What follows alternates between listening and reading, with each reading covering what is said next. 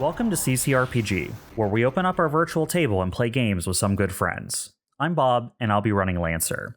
I'm joined today by Todd, portraying Astro Jamin. Howdy. Chuck, portraying Evelene Bolick. Meow. Jeremy, portraying Dyne Starseeker. Hello. And Jay, portraying Steve Starling. What's up? As the DBC breaks away from E2705's atmosphere, we return to our pilots mere moments after their mad scramble to keep things together. The ship slips into space, with the crew hoping to buy themselves at least a little room to breathe. Curry rests unconscious in the medbay. Jessica, on full alert, mans the op station, and a few feet away, her husband Steve is getting the DBC rebalanced after its evasive display. Evelene, racked with injuries and her stim wearing off, finds herself slumping down on the nearest chair in the mech bay. Dyne, in the Prometheus, watches the buildup of data and projections fade as Artemis returns systems to resting. And Astro, in the still nearly destroyed mise-en-scène, can feel it shutting back down around him, the temporary bolster provided by Evelene fading. Welcome back, pilots. Hey. Hello. How are we alive? Good rolls, mostly. I saw a lot of 20s when I scrolled back up in the chat history. I think that had something to do with it. I think there was a lot of ones before that, though. Well, you know what they say in gambling. You were due, you know? You were due. So don't do anything, intensive with rolls here. Fine. Where do we find our pilots? Where do we zoom back in onto the action here today? I think I'm gonna make a cup of coffee. Seems like appropriate. We just sat down to record, man. Come on. Okay. You had time. I know, but it wasn't enough. You could have 2 cups of coffee.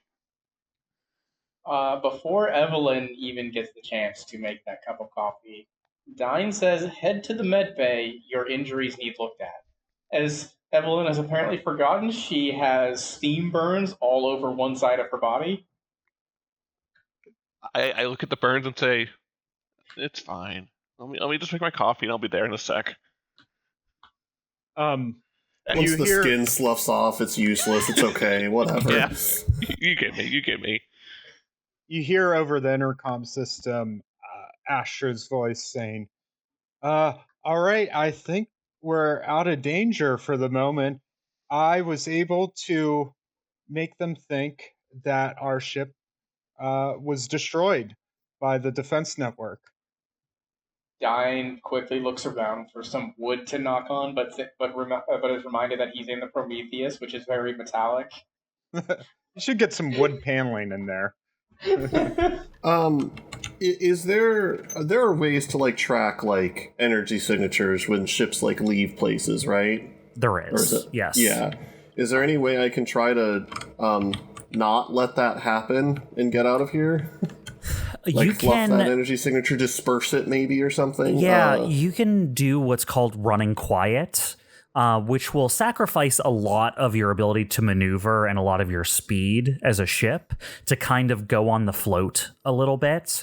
It would involve you cutting a lot of your emissions and cutting a lot of your power outage. It doesn't make you undetectable, but it makes the signal you leave behind you far smaller.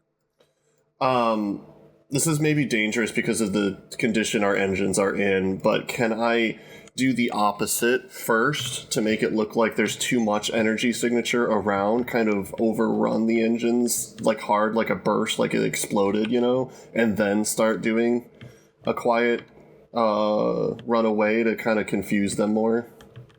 I would say you can attempt this maneuver. It is going to be... finessing it is going to be the name of the game for this to do what your intent wants. So this would be a pilot check if that's what you want to do.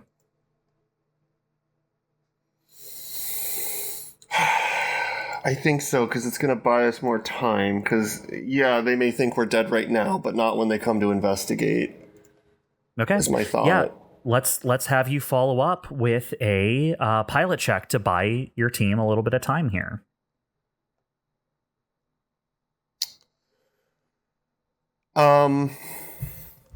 It's kind of, so I'm kind of trying to do like a reverse read a situation or investigate. Like I'm trying to plant something, I feel like.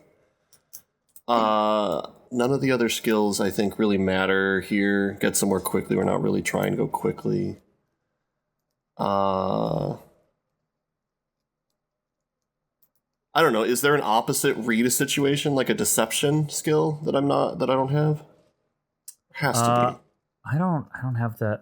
I tend to feel never like- just have them all in front of me. Let me go. I don't know where to pull them. That sounds right. I think there's a deception skill trigger. Okay. Well, I guess I'm just trying to roll that, so I don't really. Skill I don't think I have a roll. triggers. I feel like read a situation is appropriate because you know what Astro was trying to do, so you were making the appropriate action based on what he was trying to do with the satellite, right? I mean, I like that, but that's up to Bob. I'm going to say there is invent or create, but I think that is the more technical definition of that, like improvised explosives and stuff. There's the Act unseen or unheard. Is this something I think Jessica would be able to help, or even maybe help front run kind of thing? she'll be able to assist you if you explain to her what you're trying to do ahead of time. Which I will. She can, make sure she's like forwarding you the info you need to make sure you're doing this properly. I'll allow her to assist on this check for sure. She's your operator. Sure.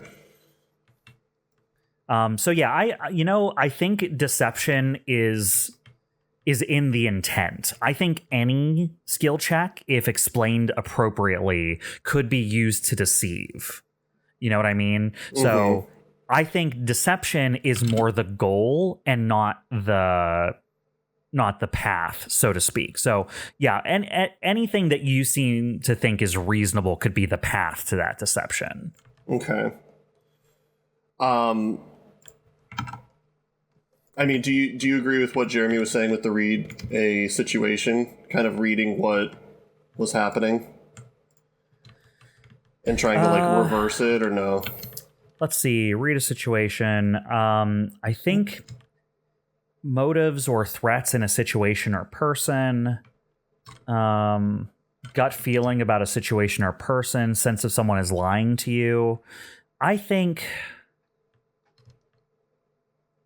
Well, I understand. It's a stretch. Right? It is a bit of a stretch. I honestly think that you already have something you would get the same bonus for that would be...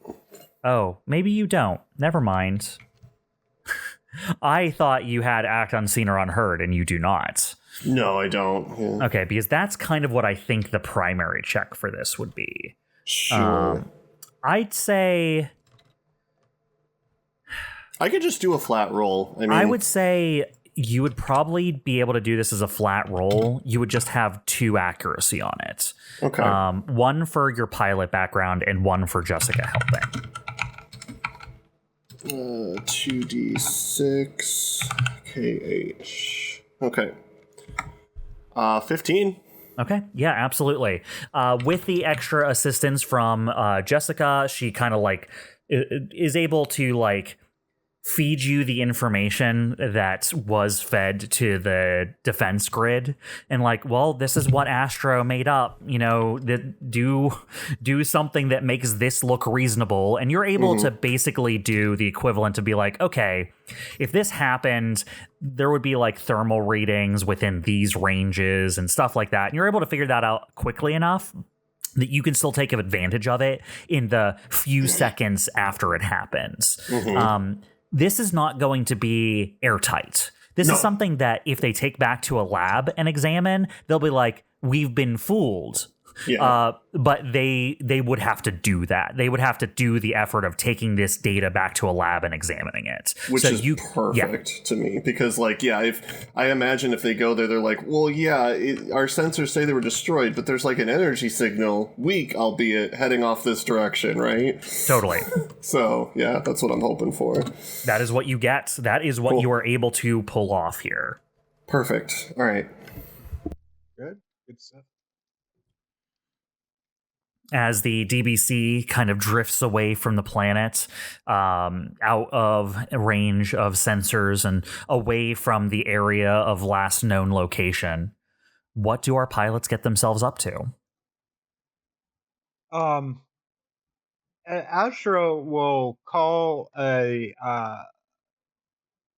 ship meeting once. Well, actually, no, he won't yet. He's going to check in on Curry. All right. So he's going to you- head to the medical part. Yeah, you head down to the med bay. You get there. You can see that it's in a bit of a disarray. It does not seem that Dyne had a moment to kind of like fix things up here. With everything going on, there is a streak of blood kind of leading into the main room. There is, a first aid kit on the wall that's been like torn open. You can see like at the bottom of that same wall, up against the wall, just like everything that fell out of the first aid kit kind of like scattered around on the ground. You see Curry, who seems to have been lifted up onto one of the med beds here, who has been patched, definitely. He has his wounds don't look life-threatening, but he doesn't look great. He looks fully exhausted. He is not conscious. He is breathing shallowly. And you can see where even his newer bandages are getting the very vague pinkish tint that seems to indicate there is building blood beneath. And is Dyne here as well?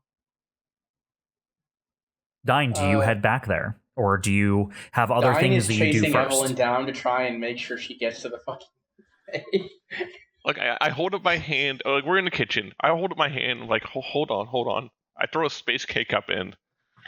Like wait whatever amount of time a K cup takes because I don't actually drink coffee. Grab a cup. I'm like, all right, let's go. Let's go to the med bay. I don't know if mixing caffeine with a stim is a good idea, but It probably isn't. Look, Evelyn is not a doctor. She doesn't know this. No, The doctor standing next to her is just face palming. Get to the med bay.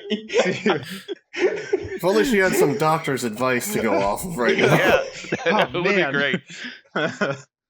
So yeah, we're going to the med bay now. All right, so they get here a few minutes after you arrive. I imagine, Astro, you get there, you kind of like take in the situation. You're looking around, you see Curry, you walk over, get a better sense of what his injuries look like. And as you look up, Dyne and Evelene arrive, and you both see that Astro is here. I'm like, are you guys okay? Eh. You can see that Evelene has like steam okay. burn scars across like one half of her face. I go, yeah, that's just the stim talking. And coffee as I hold up my cup. Yeah, Evelene, maybe you should lie down and let Dyne take care of you. I'll sit in a chair. I go, Astro, can you help me move Curry onto the cot in the side room? That way he's not in immediate danger right now. I'll change his dressings after I treat Evelene. Yep, that's why I came here to see if there's anything I can do to help. I don't have medical knowledge, but you can just tell me what you need. As I motion for him to help me lift Curry and move him into the side room. All right. Onto a bed.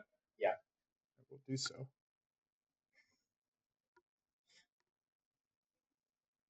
We move Curry.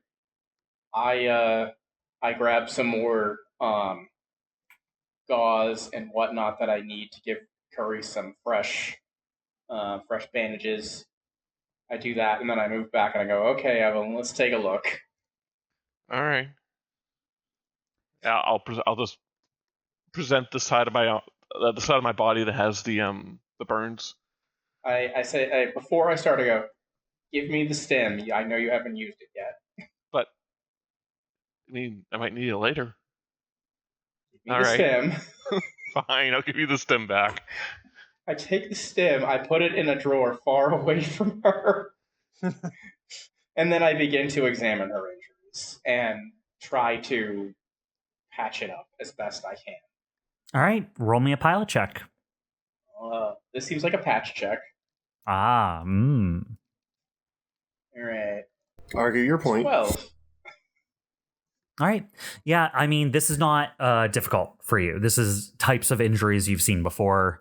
You've worked on ships. You've worked with teams that have mechanics. This is a you're going to have a bad week kind of injury, right? Like this is you're like, okay, I know what to do here. I know how to abrade away the fully dead skin. I know how to disinfect it. I know how to like help the newly forming and healing skin. But you do know Evelene is going to have painful scars for probably months. I had this is a side story here, but I used to work in a restaurant, and one of my coworkers used to be a chef or sous chef, I can't remember. And at one point, she had like this, those huge like pots that they'll boil like tons of water in for like noodles at restaurants and stuff like that. She had like one of those going with like crazy amounts of boiling water in it, and it like fell on her. Oh my god. And she described it to me and everything, and like your skin and like muscles start to like droop away from your body when that stuff happens. It is not great. No, it's horrible. Is she all right now?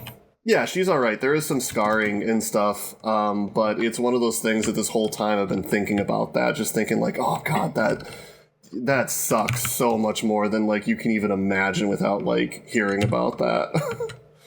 Yeah, Evelene is not gonna be happy for a while. Or Don't worry. Cody. I got booze and tuna. Yeah, burn. The booze I get, I don't know what Injuries. tuna's gonna do for you, but Yeah.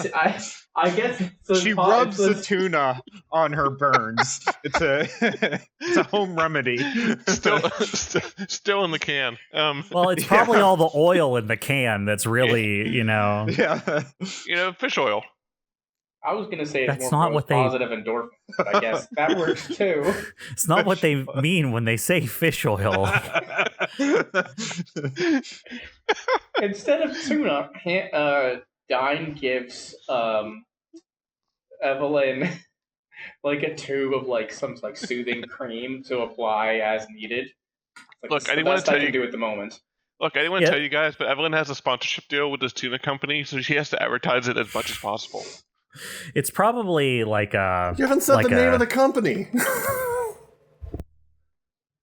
Unless it's just tuna. I didn't say she was a good advertiser.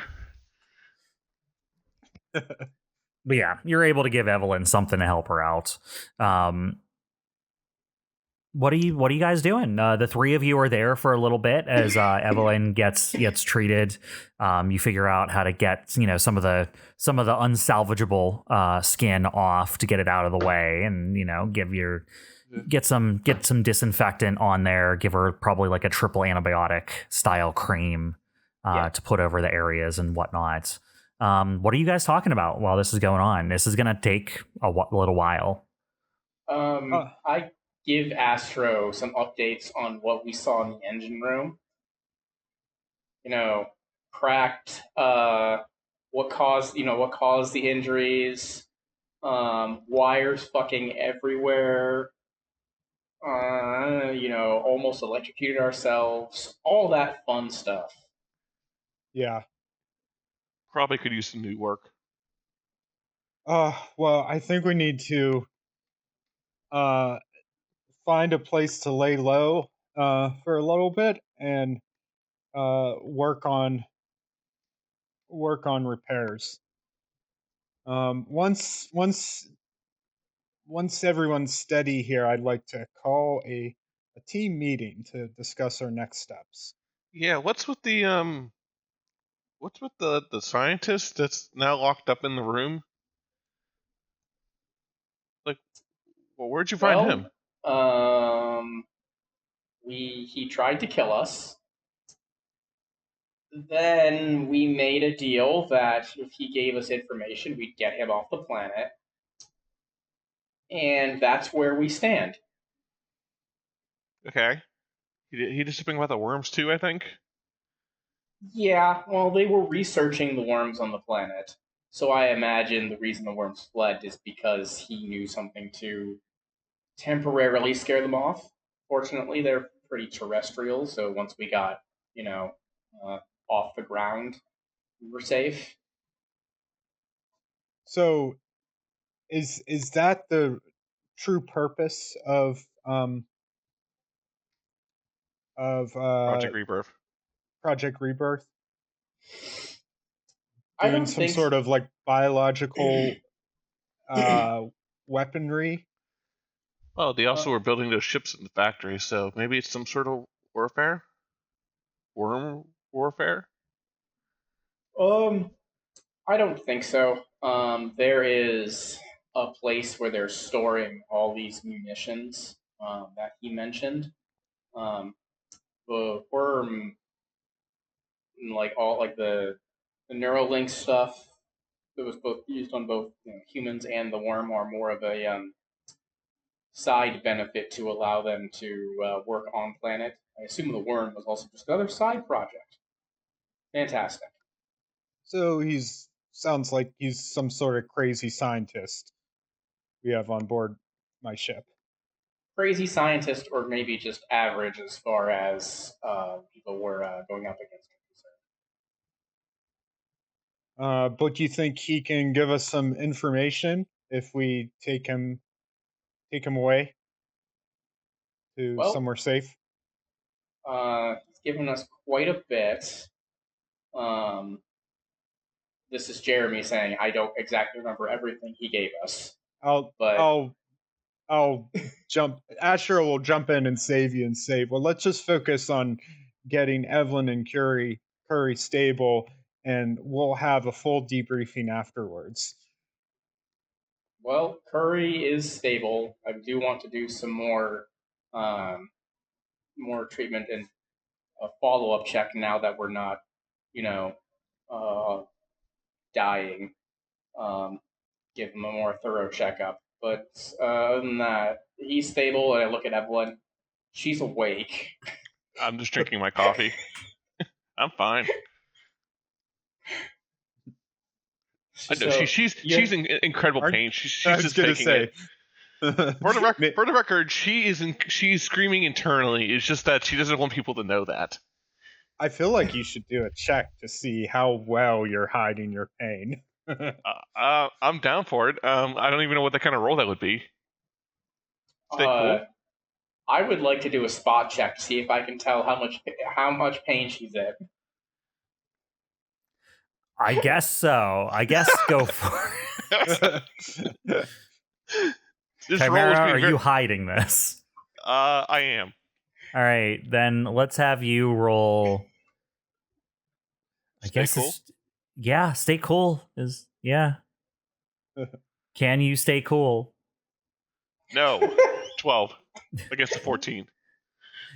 You can tell she shivers in pain a little bit every time she tries to nonchalantly lift the coffee cup to her mouth. Look, it's just coffee jitters, okay? All right. Well, you do what you need to do. I'm gonna go to the galley and call a meeting, a shipwide meeting, to discuss next steps. All right. Is that where we pick up then? Are we going to move forward to people getting together for the meeting, or does anyone have anything they want to do beforehand? Yeah, I'll let everyone know through the intercom if anybody else needs to take care of something beforehand. You can push back a little and say like, give me like 30 minutes before we do that or something. Otherwise, yeah, I guess let's just pick up there. All right. So you said you're calling this where? Do we have? I can't remember. Do we have like a conference room on? Like, where do we usually have our like team meetings? The meeting room. The meeting room. So We've yeah, been in the meeting room multiple times. It has the holographic map as the table, and the meeting room. Room where we have meetings. Yeah, the room where we have meetings. We've been in many times. Okay, so yeah, in the meeting room. All right, who all assembles? Yeah, I mean, I'll go there. Sure. I'll be there. Now that the ship is kind of like on its like taken care of, Jess will come down as well to see what's going on. Sure. And while this is happening, as you all are assembling, I'm gonna roll a d4 here real quick. Astro, as you're wandering like through the ship to get to the meeting room, you bump into Diltep. Oh, hey, Diltep. Hey, this ship is yeah, pretty cool, right? It's something. Pretty cool. Something Okay. cool. I agree. Hey, since I ran into you, why don't you come with? We're going to debrief in the meeting room. Ah, good. I don't know where the fuck that is, so yeah, I was hoping to run into one of y'all. Hey, I think I kind of lucked out that you're the one I ran into. He like looks around surreptitiously to make sure no one else is around. I'll say, yeah, what's up? I think maybe we should have a little talk about some of the stuff that happened down there. I don't know if your whole team's in on the, he makes a little he makes like a noise. He goes like hoo hoo, and he like makes a little opening book thing with his hands. He's like looking around in the ceiling to see if there are any like cameras in the ceiling. Listen, we're safe here. I trust my team. What's your concern? Oh, you don't care if I talk about all of that in front of them, huh? They're good. The open book. Yeah, it's fine. They know. They know what the deal is. Okay, he like shrugs widely, like he wasn't expecting that. Yeah. Yeah, all right, that's fine, I guess. Most of your folk are a little bit more on the untrusting's not the right word. It's a little bit too judgmental. Whatever the nice word for untrusting is.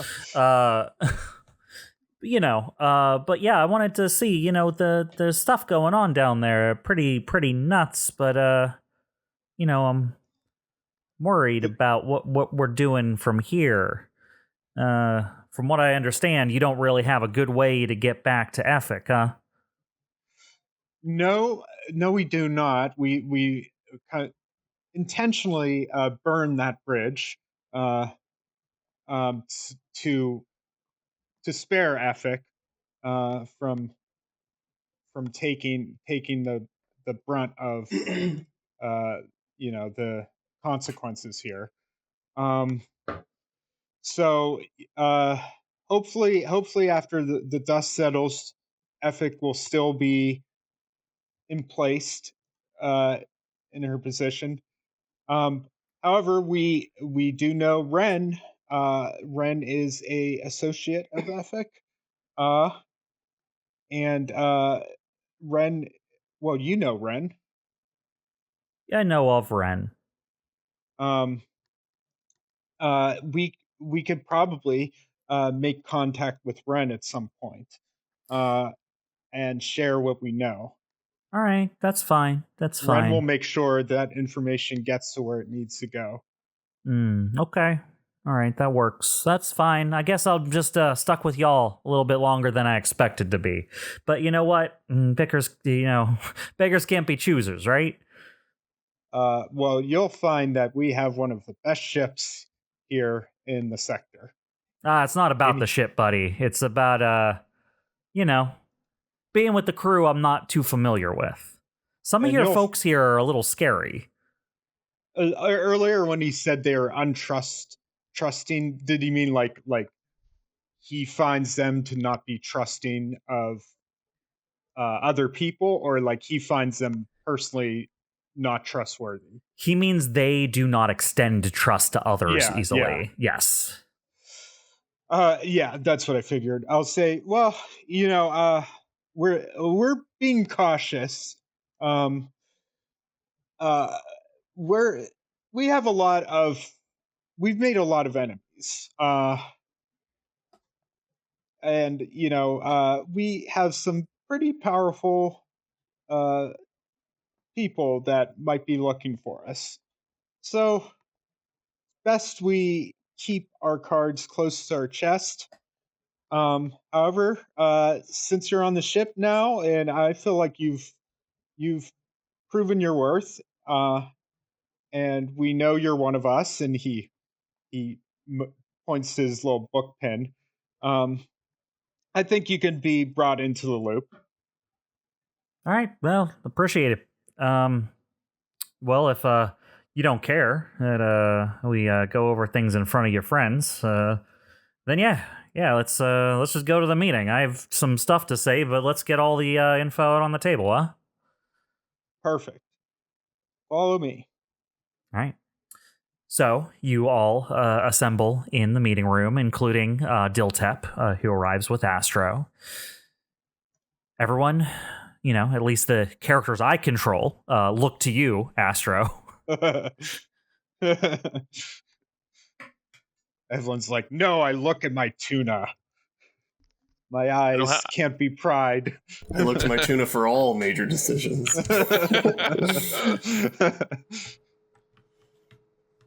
I'll take a seat and I'll say, all right, well, first of all, how's everyone doing?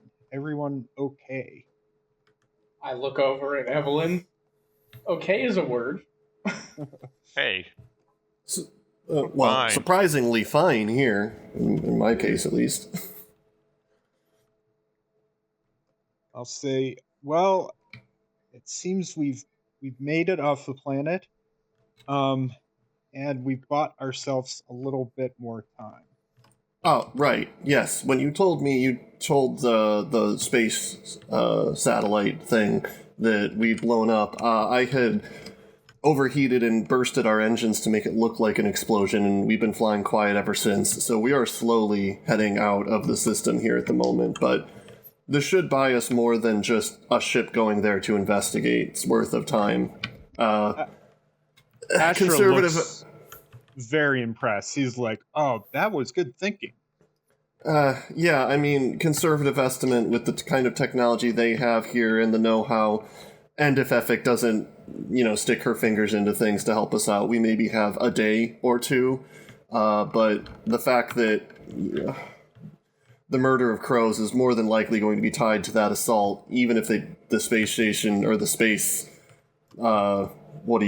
research lab factory was wiped out by those worms, they're still going to have an idea that we were involved and still be looking hard for us. So I don't expect we're going to have much more time than that, if that. Yep, and we still, lest we forget, we still know that Artemis, or Corsac, knows of our general location, and that we tried to hack into their systems. So we might as well just assume they're sending someone. Oh, they already sent someone, says Diltep.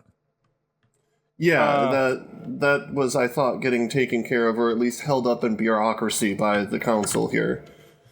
Yes, I think we have a few roadblocks in place, but eventually, I think they're going to be after us. What do you mean they already sent someone? There's the person from Corsac. They're already here, snooping around. They haven't been able to, get anywhere important yet, but that's just a matter of time. The inquest can exert a lot of soft and hard political power, depending on what they want. It's really surprising that they can supersede the council like that. Well, Corsac has a lot of ships and guns, and sure, the other megacorps do have their money and their own forces, but something to be said with the amount of unilateral power that Corsac's been allowed to wave around recently, and I think has everyone on edge. I'll nod. Wonder why. Speaking of on edge, it really does feel like they're setting up for a war here. I would imagine we're going to have a pretty large corporate civil war pretty soon. What did you learn when you're in the bowels of the administration building? I see you came out with some sort of fringe scientist that you made a deal with. Will he be able to give us anything useful? Go ahead, Dyne. I was gonna say, I look at Steve and I go, well, he told us about the location of where they're sending everything that's being made on E2705. Well, Where's that that? sounds very useful. Where are they sending him? A moon. Yeah. Close And by. I'll point to it like on the general map. You all see on the holographic map, there is a single large planetary satellite orbiting E2705 named Lumiere. Okay, well, I think that should be our next stop before we get out of the system entirely. Well, we're going to run into one if or two problems, if not both, doing this. If this is really as secure as it needs to be, with their sending all of their equipment and resources here from E2706, was it, or was it 05? 05. E2705 is the planet. The place you guys just were was 70.106, the specific sector on the planet. Okay, that's why I was like, there's a 6 there somewhere, I thought.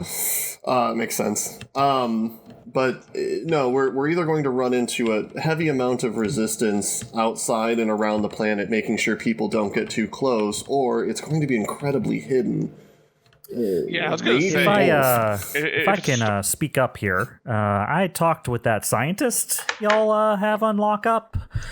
He said he gave you all some coordinates of a in-progress satellite that's being built around Lumiere. Cilicia, I think he called it. I had forgotten about that. Thank you.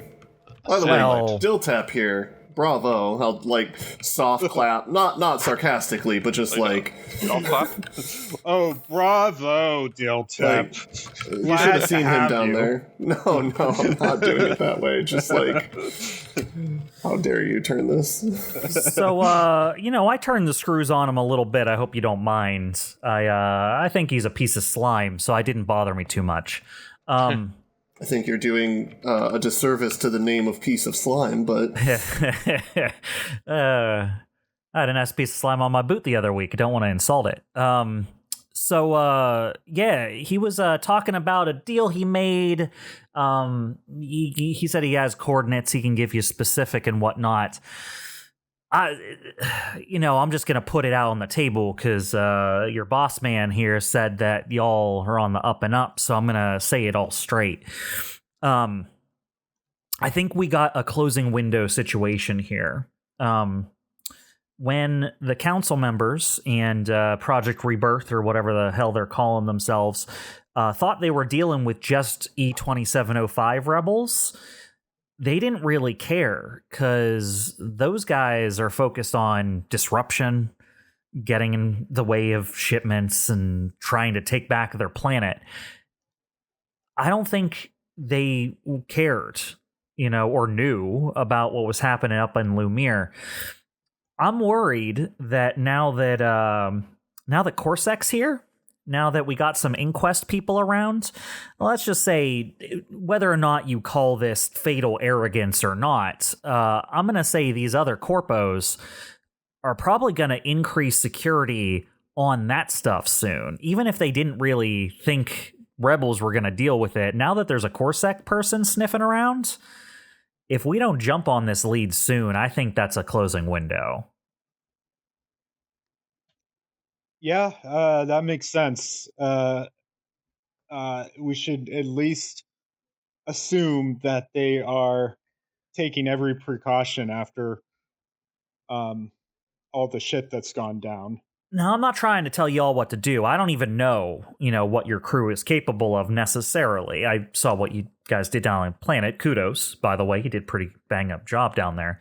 But, listen, he says it's like in the process of being built, getting shipments, getting trainees, yada, yada, yada, yada. So I think if we're going to hit somewhere that's going to have info we want, if we're looking for some sort of smoking gun or, lit cigarette here on them, this might be a good place to do it. But you guys look pretty beat up. Are you sure you're up for this? You could just call it here, but I don't know if what we got's really what you're looking for. I mean, you kind of said it yourself. We don't have long, so what choice do we have? Well, we could just call it quits and live to fight another day. Is that why Ren sent us? Well, Ren sent us hoping we could find something. But I imagine Ren would still want us to be available as an asset, even if the mission didn't succeed as much as we hoped. You guys burn all your resources? Are we looking at an empty tank here? No, not quite. No. I have inroads with the rebels. If we want, and I'm not usually one to suggest this, but we could just assault it. Have the rebels hit them with everything they've got as we go in with them too. If they are as clandestine as they want to be there, then maybe there's going to be less resistance right now. Well, based on what Seth said, sounds like this is in the process of being built. We're talking, doesn't even have regular guard schedules yet. It is, listen, there might be parts of this station that aren't even, life support yet. You know what I mean? But from what I understand, it is in the process of getting hooked up into whatever their shared information system is.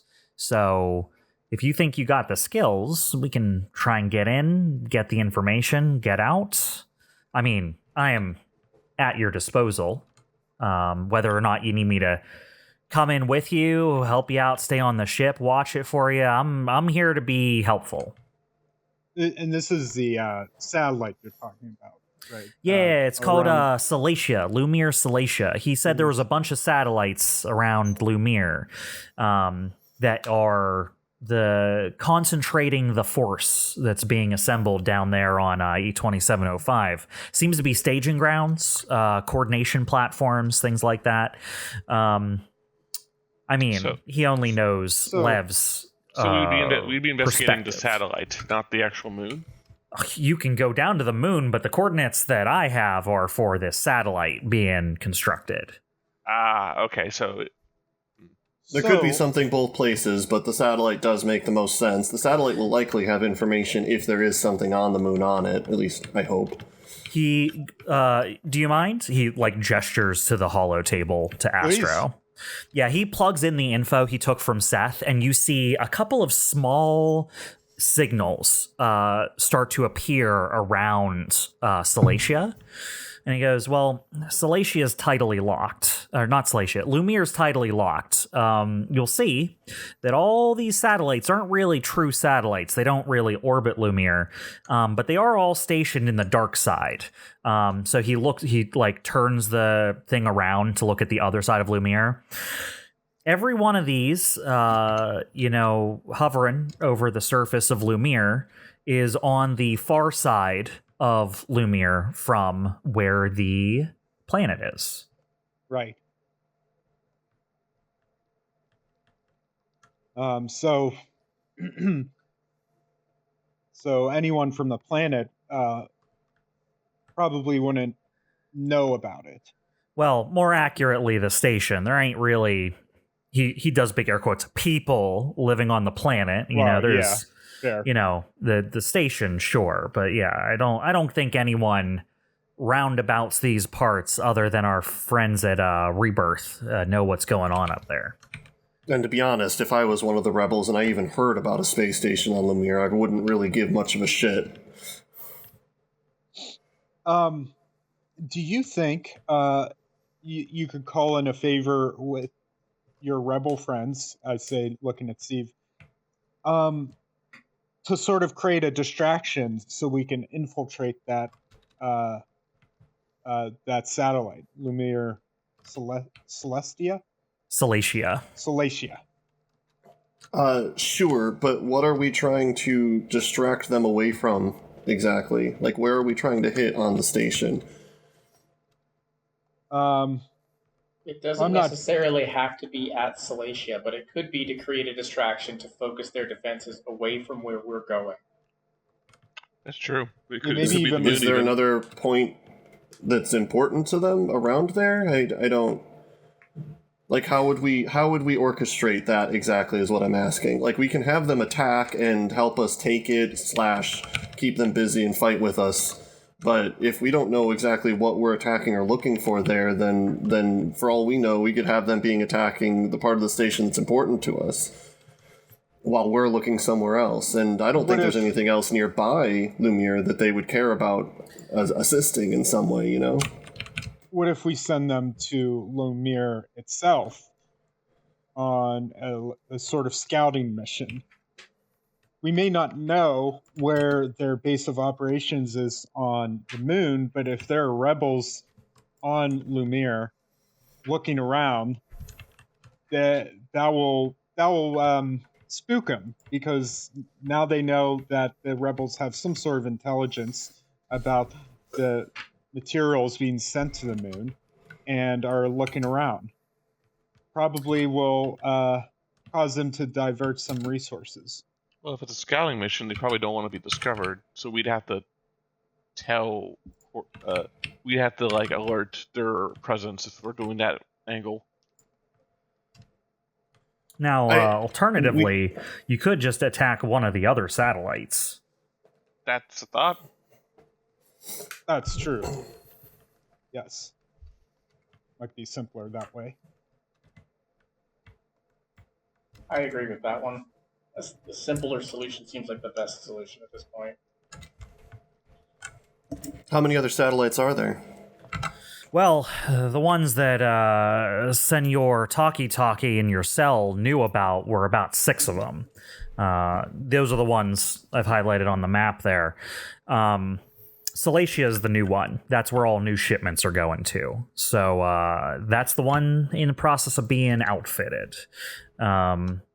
Now, we don't have to listen to this guy, but his suggestion was, hey, if we wanted to check someplace out, go to the place in the process of being built. But that's your court. You can choose wherever you want to go, obviously. But I'm inclined to agree with his opinion, even though it's informed by different things. How big are these satellites? Big. I mean, you ever been in a high rise? It's probably about that big. All right. They got what? They're bigger than this ship. They got hangars. They got armories. They got barracks. They got intelligence. Imagine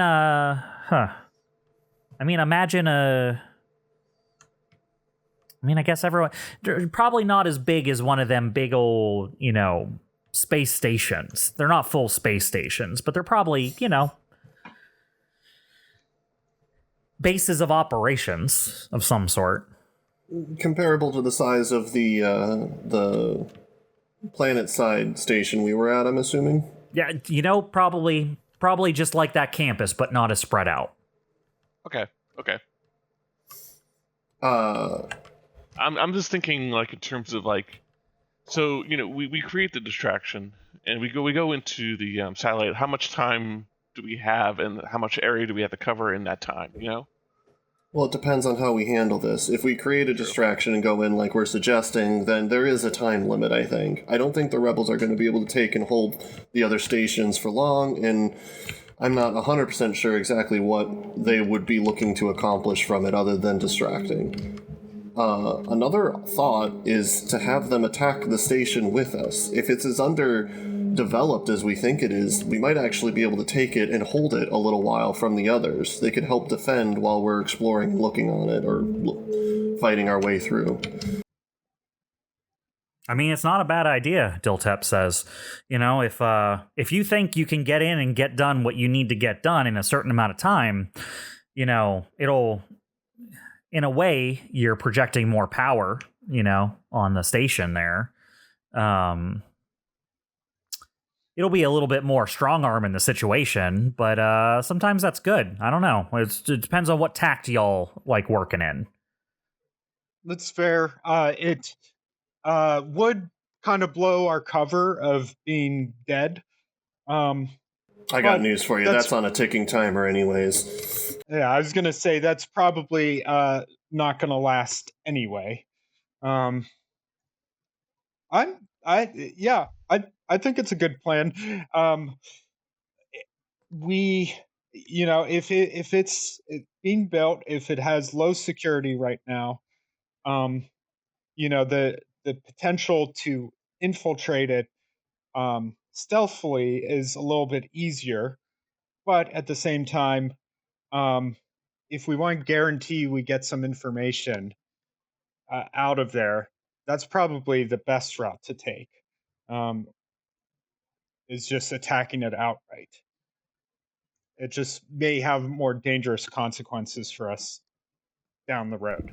The way I see it is this is it. Once we're done here, we're going to have to leave this system. We're not going to have another chance to hit something else. This is going to empty our tanks, as Diltup said earlier. So we should put everything in on this and get what we can before we get out, I think. Shall we put it to a vote?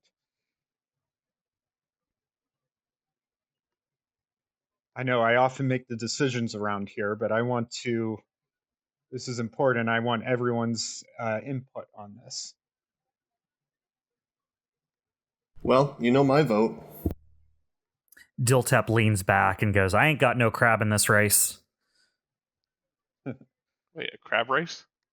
Yeah, crab race. You don't bet on the crabs? No, I don't. It's your loss. Dyne will just leave back and go, I'll follow you, Captain.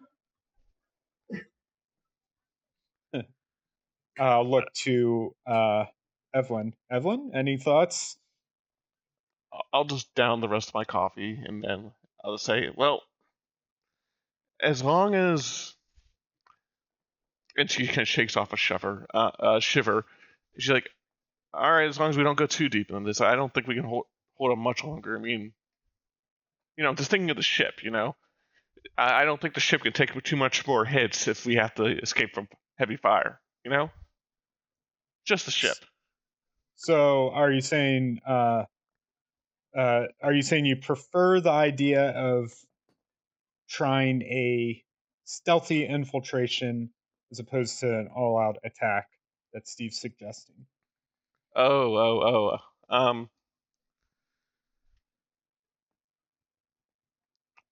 That said, we don't have to we could probably work this so we don't have to get the ship involved in direct combat. Perhaps we can use our mechs to bridge the distance and get onto the station. I think we're going to need to get in and out fast, so I think the ship's got to be involved. I'm just saying, let's not take risk, is all I'm saying. So I would lean toward more stealth, but if we want to do an all-out attack, that's fine too. Jessica says, I think that if we have our allies attack and hold the place, at least we'll have backup nearby in case something goes wrong, rather than them be hours away. Astro nods and says, well, I am inclined to agree with Jessica and Steve here. I'm also inclined to agree with you, Evelene. Let's try to minimize risks to our ship. It is our only way out of here. But yeah, I think our best chance of success and our best protection is to use Steve's contact with the rebels, get them involved directly with us, so we have that backup, and we hit the ship. We hit the satellite fast. Get what we need. Get out of there. Sounds like a plan. Yeah.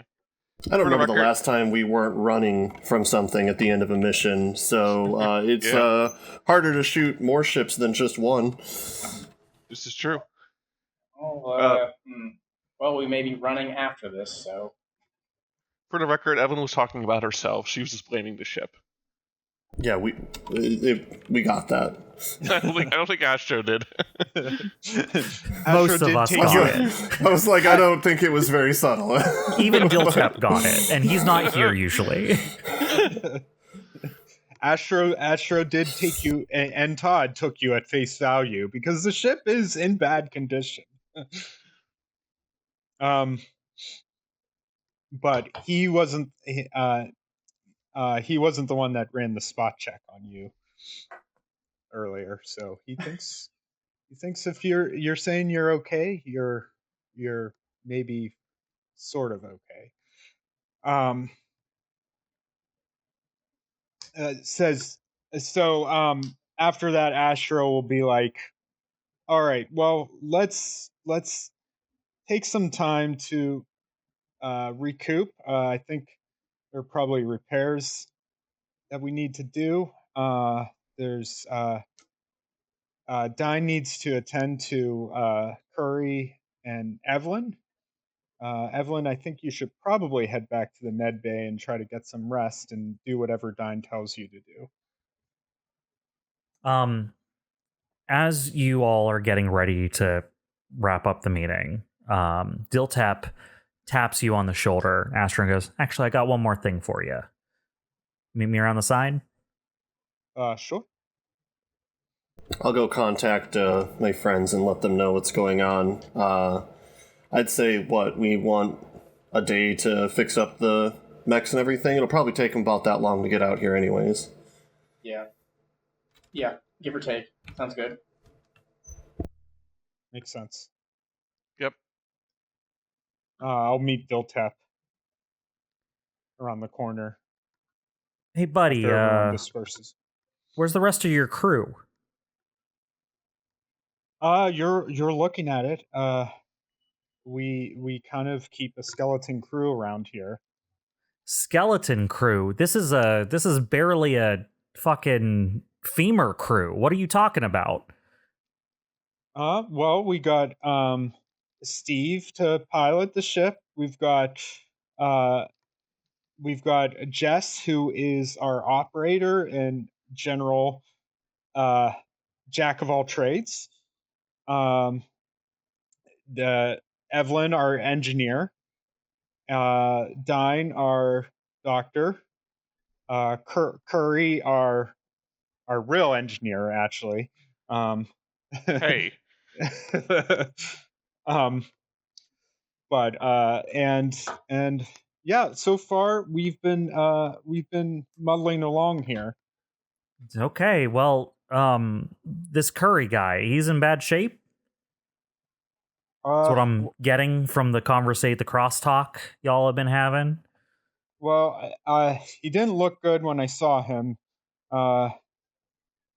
Dyne says he's stable right now.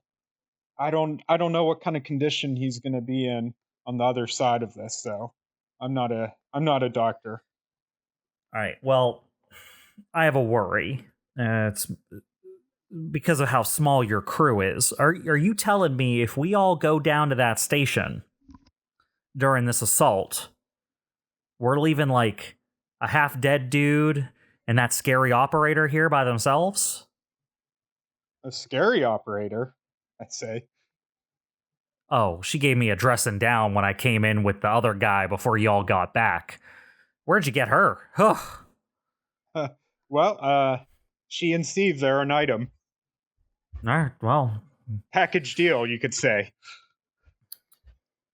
she's fierce, regardless. You're saying you leave them here by themselves when you guys go on these dangerous missions? We do. Sure, I'd love to have more crew, but our budget is stretched pretty thin as it is, and we have to make do. But so far, they have been nothing but the most trustworthy, upright professionals. All right, well, good. I'm glad to hear that. But one of them's like passed out on an operating table right now, right? Yeah, that's fair. I take your point. Look, I bring this up to say something. What I want to say to you is, you're going with the assault plan. I get it. It's a good plan. Your buddy Steve was right. If we control the air around the station, that prevents people from getting off. You don't have to worry about losing stuff. You don't have to worry about, people showing up and surrounding the place with you inside. A lot of good advantages there. That's not really my thing, right? I'm not like, I can shoot a gun. You saw me shoot, but like, I'm more a confidence man. I talk my way in and out of things.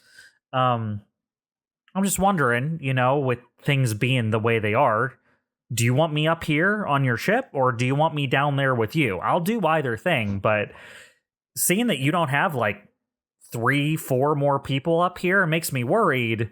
What if something happens to the only other crew member you have up here while you're down there? Yeah, no, you're right. I had thought about that, and I was planning to ask you to maybe stay on board, and just in case Jess needs you for anything. Look, I'll do whatever the group thinks that I need help. I need to help out with. My bosses, they're just going to get a report after all this. So I can just tell them it was all your idea, whatever I end up doing. So it doesn't really matter to me at this point. I just want to make sure we don't all get stranded down on that ship, on that station while your ship's floating up here dead, Agreed.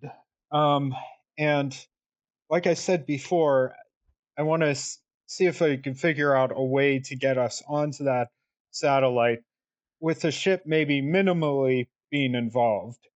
If we can maybe use our mechs to drop in on the satellite, get the ship a safe distance away. I mean, yeah, fall back down. Yeah, I mean, probably, right? Yeah, I mean, your mechs are going to be more maneuverable up close and whatnot, and I think getting your ship to drop you off and you crossing the distance in your mechs is fine a plan as any. Probably could do the same thing if you just wanted to free space it out, but who knows? If you need to fight your way off the station, you probably want your mechs closer to you than the ship. I'm not going to be able to pilot them. No use leaving them here with me. Yep. Well, yeah, I think probably the best thing to do is have you stay on the DBC, probably on the bridge with Jess. Goes without saying that when we're gone, she has operational seniority. So you follow her orders and do whatever she asks you to do to keep everything running. No complaints here, buddy. And I have to say, you call her the scary one.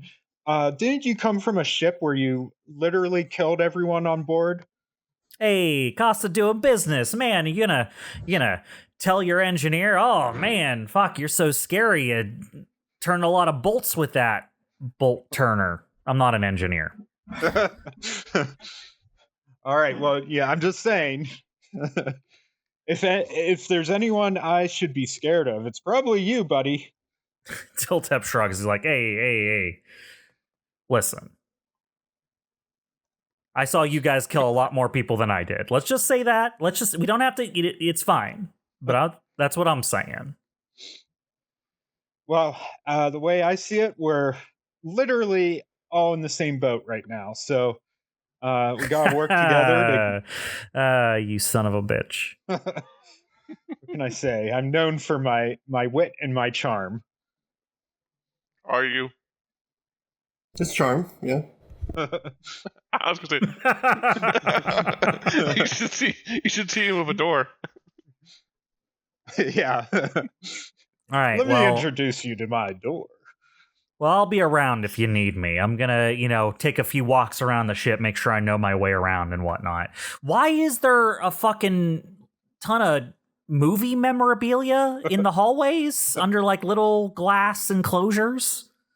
Oh, that's right. I mean, you do recognize me, right? And he flashes him his movie star smile. Should I?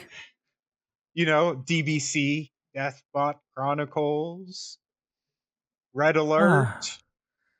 Shit, you ever watch movies? Deathbot. I saw you're that guy. Yeah, fucking Did you use the same name when you were in pictures? No. At Murder of Crows, I went by Xander Nova because I didn't want everyone to know who I was, obviously. Listen, everyone's been calling you Astro this entire time. I know. I've heard it. Well, yeah, fair enough. But yeah, it's always been Astro Jamin. Okay. Yeah, sorry, didn't remember you. But now that you call it out, I guess I see it. Well, it's there's a lot on your mind. It's stressful. I'm sure under normal circumstances. I'm more of a book guy. Well, you probably read the novelization of Deathbot Chronicles. That was on the Space Times bestseller list for 3 months straight. It wasn't the top of the list, but it was on the list. I mean, I'm going to tell you the truth, buddy. I just kind of read whatever my book club's reading. I'm busy. Well, I have a busy job, But he has time for a book club. Yeah. Fair enough. Well, anyway, some way to wind down. I'll leave you to it then. If you excuse me, I have some things to attend to. All right. See you later, buddy. Astro's going to head to the bridge to see actually if he can find Jess. I mean, that's where she went after the meeting. So she went back in. She probably arrived just as long as it has taken for you to have that conversation. She sat back down and has the instruments pulled back up just to make sure everything's hunky-dory. Just to check, did Steve head to the bridge as well, or did he go somewhere else?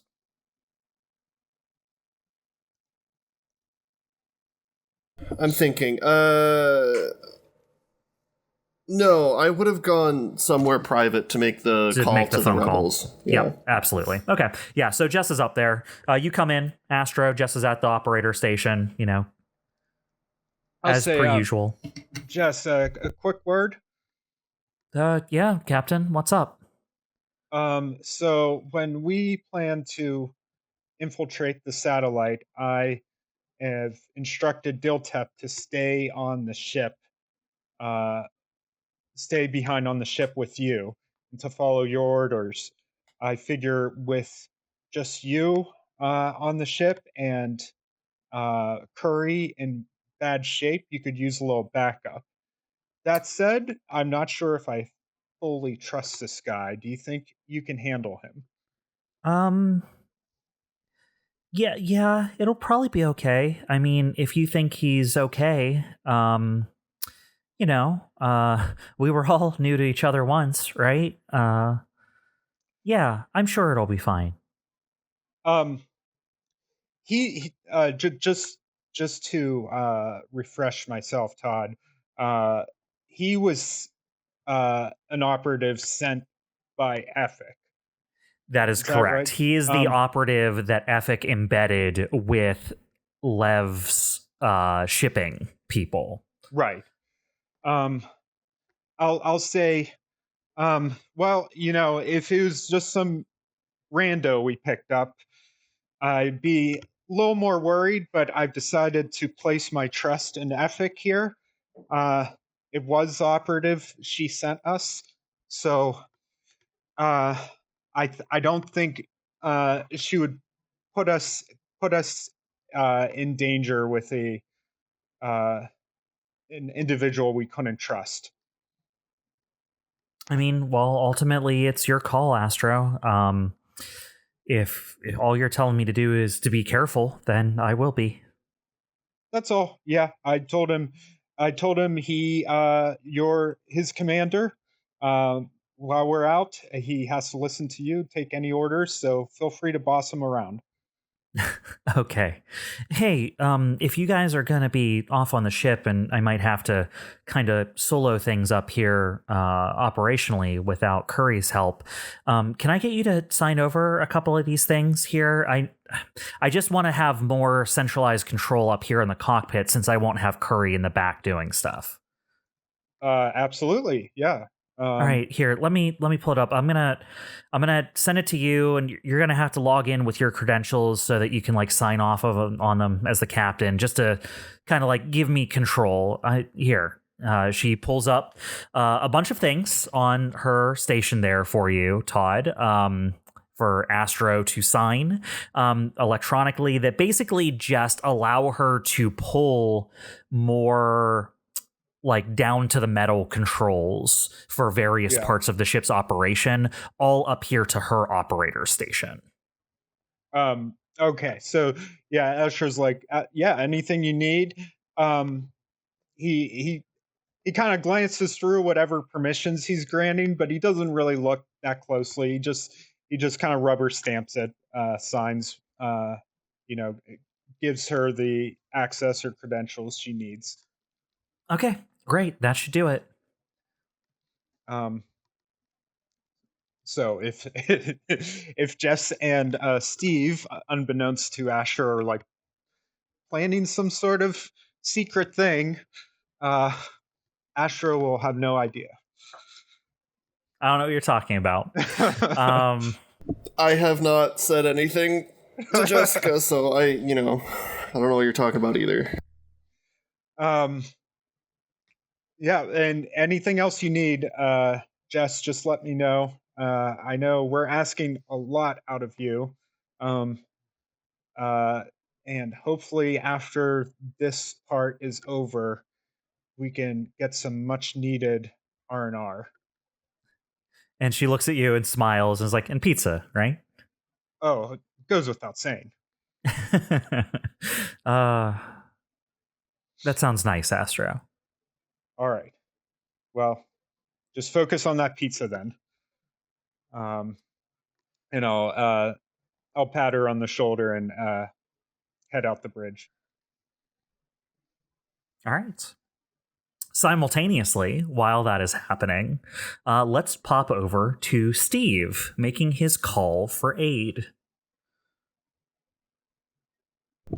Am I already on the call? I'm going to say you have gone to probably your private quarters because you've already locked that down, in terms of signals and stuff. You have the information on how to get hold of Tabitha. Yeah. Assuming I have explained things to Tabitha at this point, I'll just continue with so our current plan is to assault it, but we're going to need your help, and I think there's something useful here that will benefit both of us.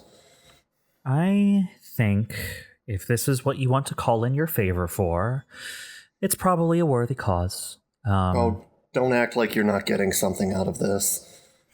She smiles, like, very slightly. I'm sure that whatever data comes out of this will be useful, widely. Look, my actual favor here is when this is all said and done, I might need an extraction. Of course. Well, I'll have people close by. You can get me home safely? I can open some doors for you. I can make sure some people don't follow you. Sure. But you'll need to secure your own passage, so to speak. I don't have anything on hand. This is where I will just remind Steve that Jessica has already talked to you about securing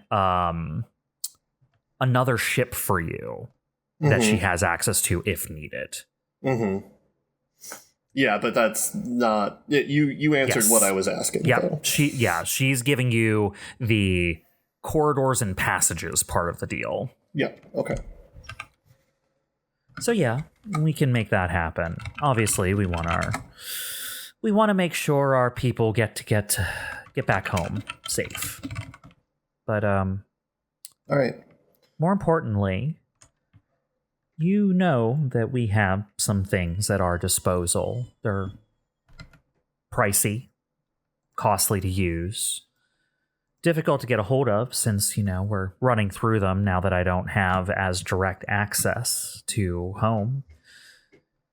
But you've seen it in action. Signal sniffing. Capturing, delaying. If you want us to really buy you some time, we can pull out the stops if you need. It's a nice option. We'll hold on to it. All right. For what you're asking, we'll call ourselves square. I'll nod, thinking to myself, I'll probably never see this person again. Hopefully. But if you need a little bit of extra help, it's on the table, available for the right price. We'll see. No offense, hope I don't. Fair enough. From what I hear, you're a good operator, so let's hope you don't need the extra help. But I'm going to send you good contingent of my people. The paladin won't be coming, though. I hope you know. I'll admit I'm a bit disappointed. Are you sure? This is... this is why these corporals are here. And we both are pretty sure, I think, at this point that some sort of civil war is going to be happening, but something bigger is here. Well, if it turns out something bigger is here, then we can change the rules of the deal at that point. But if what you want is to hold a space station of unknown value and make sure your people have time to get in and get out with information, you don't need him for that. And honestly, I have more important things for him to be about. I'll make sure he's close by if you need the extra assistance. That's fair enough.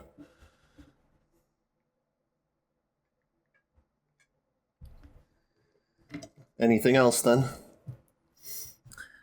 I will just need you to send me coordinates, and I will send you a list, a little manifest of what we're sending in response. Understood. I'll contact you if anything changes. Sounds good. Good luck, Right. straw man. And I just nod and then turn it off. All right. You have successfully 1-for-1 traded in your favor for an assault crew. You probably did a little bit of back and forth negotiating, off tape. But she is giving you, like more than she used to attack you guys with.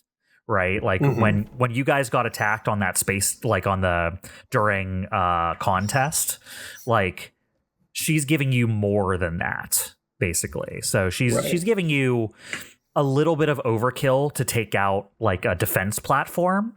And with the information you've given her is like, this is still being built, it's still training, still being outfitted. She's like, this is probably more than you need, but this will buy you time and can guard you while you're inside. Better to have more than less, for sure. Right. There, in that situation. Okay, cool. Yeah, sounds good to me. I'm sure everyone will be pleased to hear about that conversation, so... What does Steve do after shoring this up? I just sit in my room for a little while thinking, and that's about it, really. Afterwards, I'll eventually leave and head back to the pilot seat and make sure everything's running smoothly. All right. Over this time, as you guys are getting geared up to make an assault on this station, you all are going to have to spend some time getting your mechs functional. Luckily, our friend Steve is pretty unscathed in terms of the Tweety Bird, but the other of you did not make it out so well. You're going to have a full repair, so that's helpful. So that will get the mise-en-scène up to operation. All of you can come back up to full repairs, full HP, full structure, full stress. You're getting a full repair, full 10-hour downtime while you're waiting to make your assault on Lumiere Salacia. How much do all of you need to do work-wise to your mechs? I know Comets is pretty messed up, but what about the Prometheus and the Third Law? Let's see. Structure-wise, I need to restore one structure, but really it's the reactor. I'm at 2 out of 4 stress. Okay. 2 structure and a stress. It's not great, but it's not like it's on its last legs. Yeah. So, but it's still a long night for both of you. Sure. I imagine there's not going to be a lot of sleep involved between now and the start of the mission, because you kind of get on this right away. So you're going to have like just enough time to get the mechs back in working condition. Astro, you're going to have the time, but this is going to be a lot of work. You're going to really have to like put your back into getting the mise-en-scène put together again. How do you start?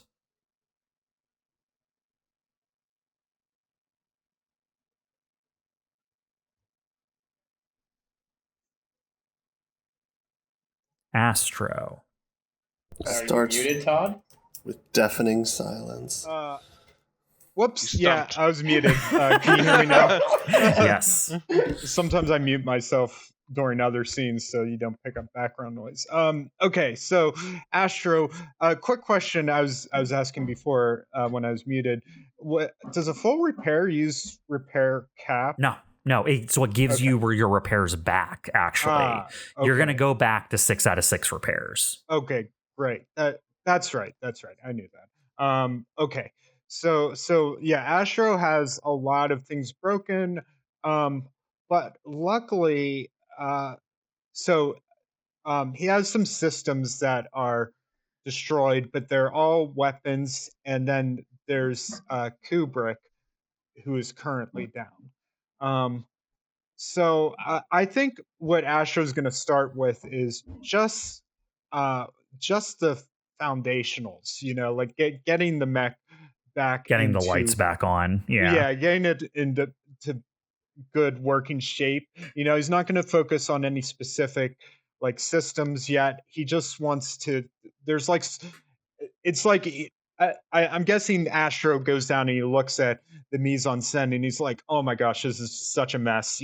I just gotta get this back into like almost like a presentable state again." So he's just trying to like do the most overall like repairs that he can before he focuses on anything specific. If there's time, he will start looking into his NHP and seeing if he can coax Kubrick back into a working state.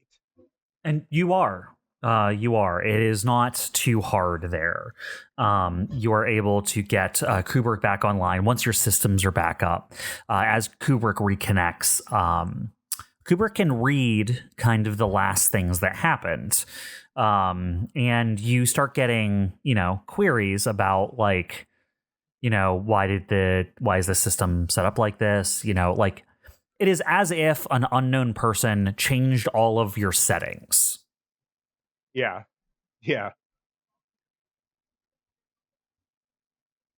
I'll ask Kubrick. How do you feel? You were down for quite a bit. I feel perfectly operational. Okay, good.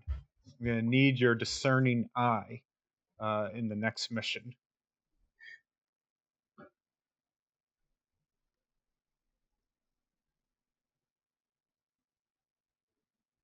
I'm glad Artemis didn't accidentally kill Kubrick.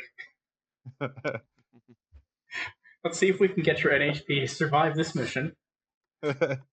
Yeah, so far, so far so good. I really thought I was losing my entire mech last mission, so I'm just happy to have something. But there's always time for that to go awry. I'll have to keep a short list of new directors for my next NHP. Astro, as you work away at the mise en scène, it is going to be, just a lot of work, a lot of elbow grease, but you're able to get it there. You get things back up in working order. You're, in the mech bay. Everything is there and available for you. Evelene and Dyne are nearby, working on their mechs if you have any questions.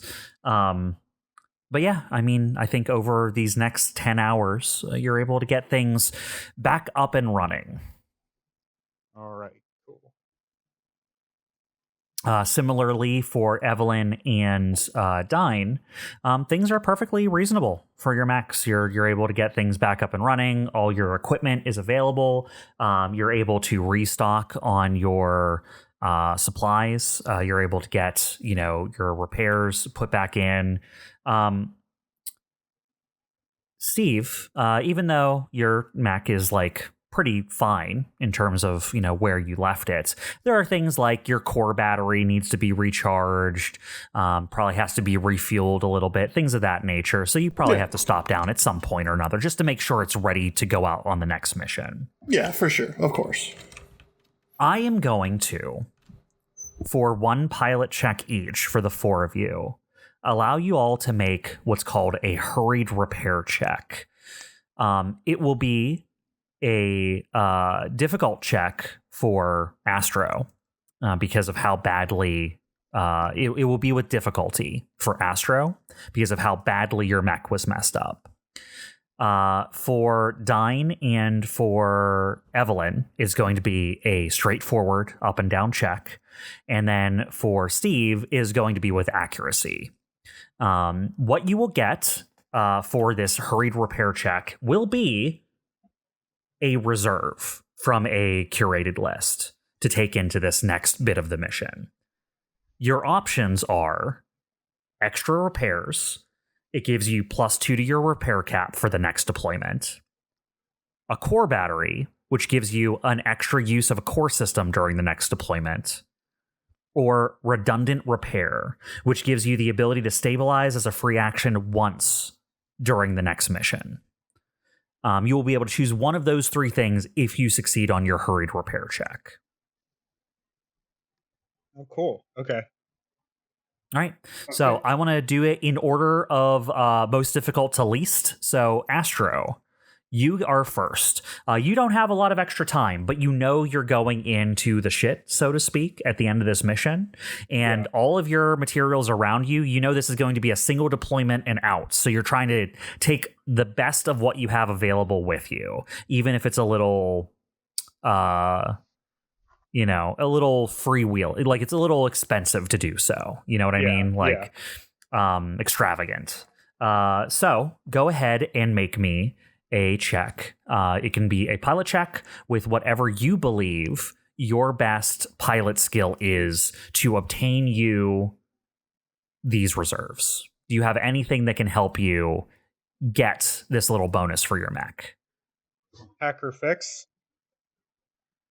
Hacker fix? Yeah, we can do that.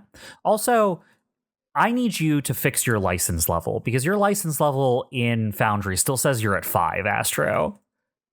Yeah, everyone else says is 6. And every time I open your sheet, it's like, you're 5. Yeah, I feel like I keep fixing this too because like my hack or fix is at +2, where I know it's like more than that.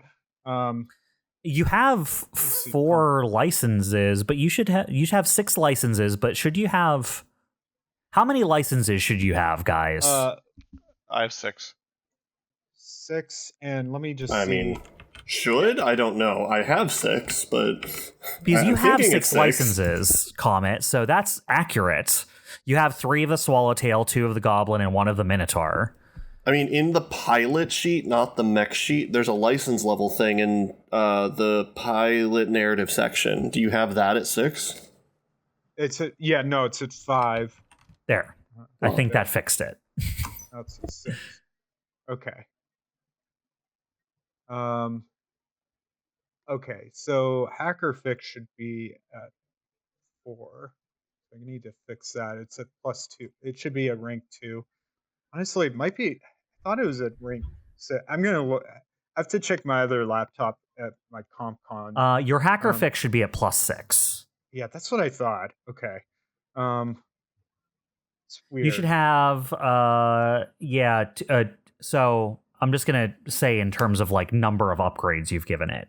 Yeah. You should have Act Unseen at 1, Charm at 2, Get a Hold at 1, Hacker Fix at 3, Investigate at 1, Lead at 1, and Take Control at 1. Okay, that's what I have now.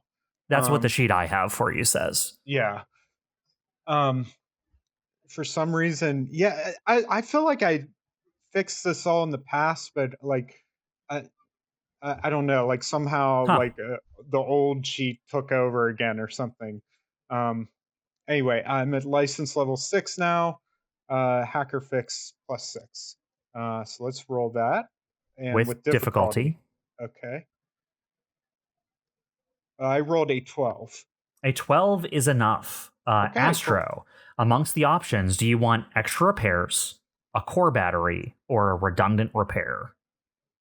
I think I will take the core battery. Core battery? Okay. Yeah. You'll have 1 more core battery that you can use to refresh your core power once per this deployment. Awesome. So does that mean Todd has 2 then, or? It means he has 1, and then in between battles, he can use a core battery to recharge it. Yeah. Okay. Yeah, you still can't do 2 in a single battle, but in between battles, he can plug his core battery in to refresh it. Yeah, it wouldn't make sense for me to use it twice anyway, because it gains me a reaction. It's not like I could do the reaction twice or something. Mm-hmm. I think a lot of core systems last like for the scene. Yeah. Anyways, Yeah, I'm sure there's some that don't, but yeah, most. A lot of them are fight power-ups, basically. Yeah. All right, CHIMERA, you're up next. Okay. Well, I'm also going to do Hacker Fix because it's a +6. I haven't decided what I'm going to use my thing for, but let's see if I even get anything first. Let's see if you even succeed. All right. 16. A 16 does it. With a 16, do you want extra repairs, a core battery, or a redundant repair? Let's see. I don't think I need the extra repairs. Knock on wood, just because I already have a lot to begin with.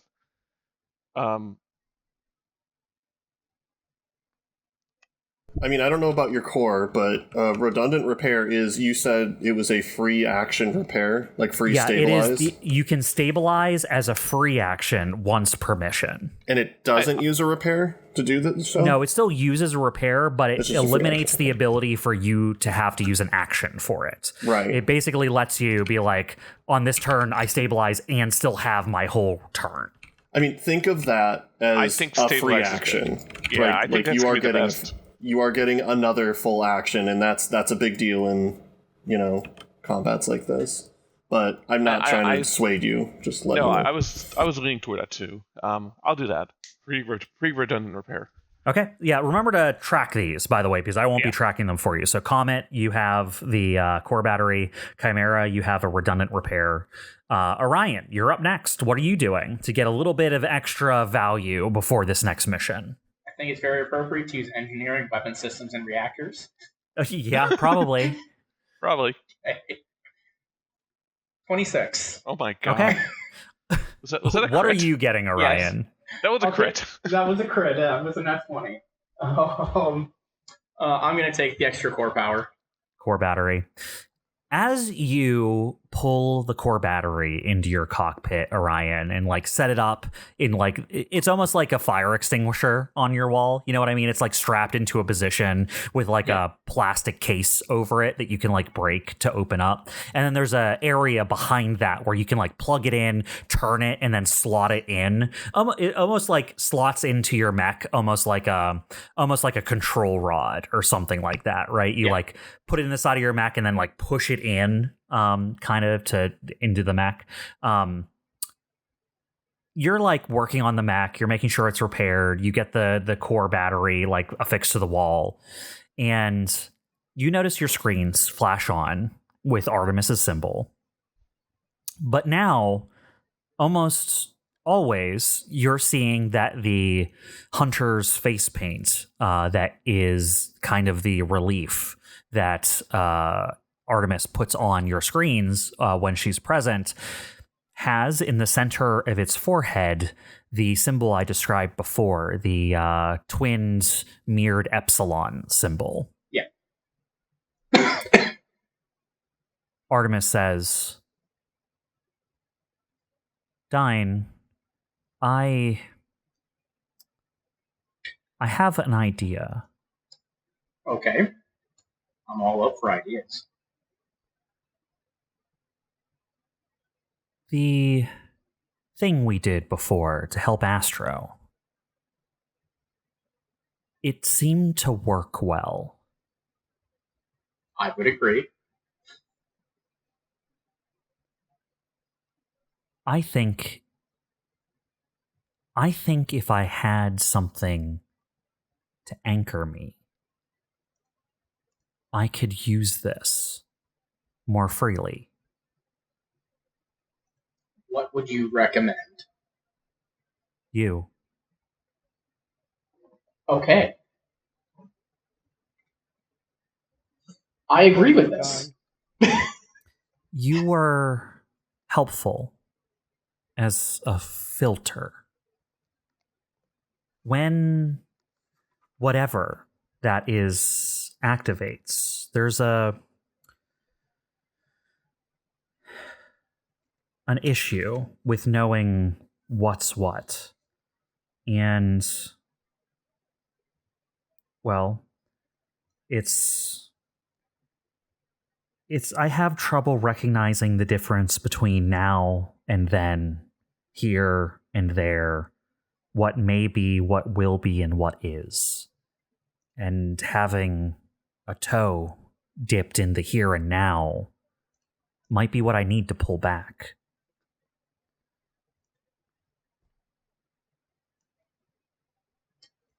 Sounds reasonable. It would involve risk to you. Dyne just laughs. He goes, more than usual. There is a small chuckle that comes from Artemis. Still, I don't want to understate the seriousness of this. I don't want to feel like I've tricked you. No, I agree. let's make use of this while we can. I think that if we need me to activate this system, I think that kind of power might be necessary. I look over at the core power. Yeah, probably need some sort of boost in order to maintain it. Do you think that's something you could rig up in the next few hours? I think so. You'll need something for yourself, too. You'll need to be more part of the process. I will need to filter a lot of what I see through you. Well, let's work together, see what we can figure out. All right. Yeah, I don't know, guys. It's weird. He's just been talking to his AI for like an hour. He's just sitting in there. I don't know what's going on. Yeah, I don't know. Maybe give him an hour and we check up on him. Dyne, you are able to piece together essentially a augment to your pilot helmet that basically fully hooks you into what Artemis has called the Delphic engine.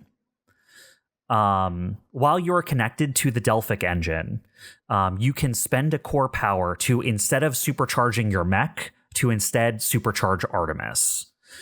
While doing so, she will use the abilities that the Vesalian medium has given her to overanalyze a metric ton of data in moments and try to, in a sense, she's forcing all that through the eye of a needle, right? She's focusing like tons and tons and tons and tons of data into a very minute space in a very small amount of time. It will be stressful for you, but it will, in a way, let you respond to things with above human level reflexes. You will, to others, it may seem that you're responding to things before they've happened.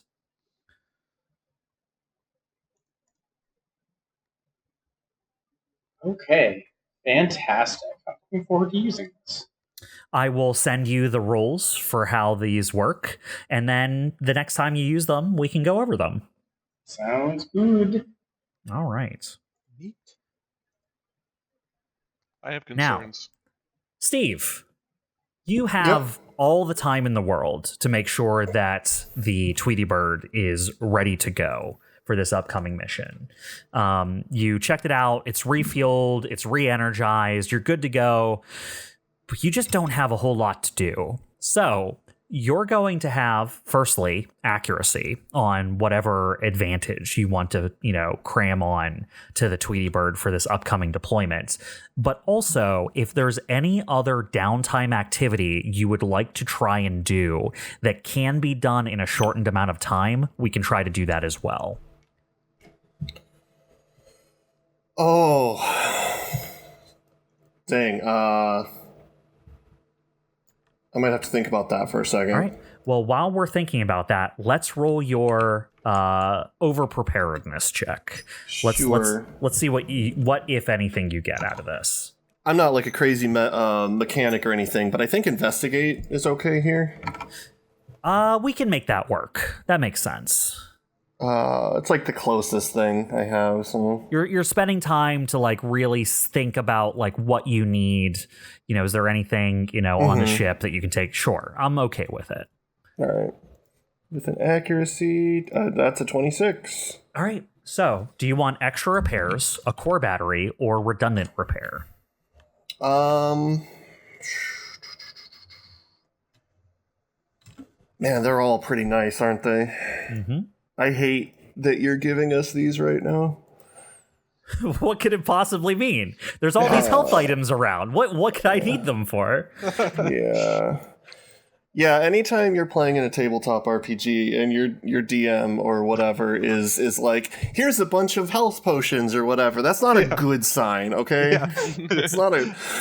Don't get That is in happy fact about bad. it now. It's not like there's a dodge battle coming or anything like that.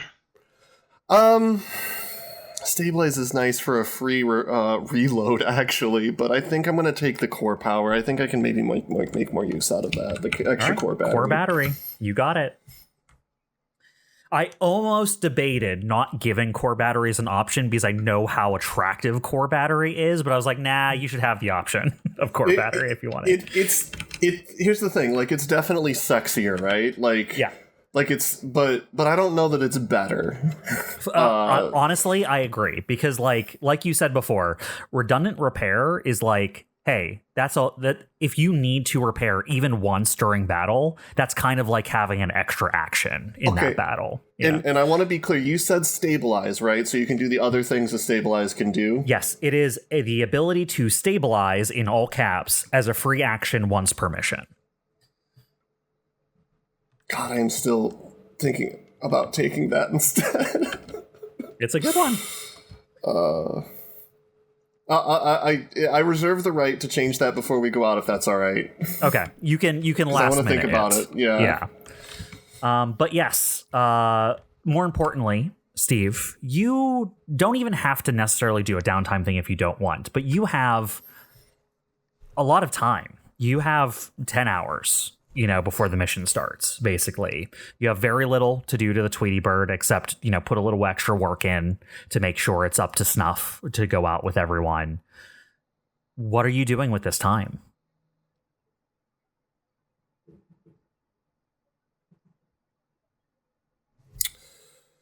I think I want to spend some time... I'm trying to decide if it's talking with Diltep or Astro. I mean, I'll start out talking with I'll start out with some casual conversation with some Diltep, asking like, how long he's worked for Ethic and stuff like that. Oh, sure. Yeah. Oh, how long I work for Ethic? Oh, man, maybe like 3 years? What got you involved in all of this? Well, Ethic ain't the first, that I worked for. Yeah, one of them. I have some skills I get around. Sometimes my skills involve me getting in trouble, and then I burn a place, and then I can't really work there anymore. So I have to find a new employment. But yeah, Ethic's been good to me. Doesn't ask me to do anything too crazy up until now. But, it happens. I assume most people that are working with the bookmen, as we'll call them, I guess, they're not coming from well-to-do backgrounds. From you? Oh, I think you might have cut out there a little bit, Jay. Oh, I think I did. My computer started to skip for a second there. They don't come from well-to-do backgrounds and have you have something happen to you? I mean, what happens to a lot of people, right? Some people move in, decide that, whatever you're doing where you are isn't profitable anymore. Either run you out by force, run you out of business, or run you out of the will to keep resisting. And then you gotta move on. Yeah. Not a fan of the corporates and what they've been doing here. People don't have a chance to live their lives. You ever have a really, really, really good grape? Yeah, sure. To me, that's surprising. To me, that means you're fancy. Because the only reason I ever got to have a really, really, really good grape is because we grew them back where I grew up. Now, they didn't get to many people, They They went to people who lived around us. We were on a little bit of an agri world, right? But they determined that what we grew would be more profitable as wine. And we were like, okay, that's fine. Wine. We could be wine people, right? Maybe it means we're going up in the world. We're not just grape farmers, we're wine refiners. You don't seem like wine people to me. Well, even people who make wine need to know how to grow.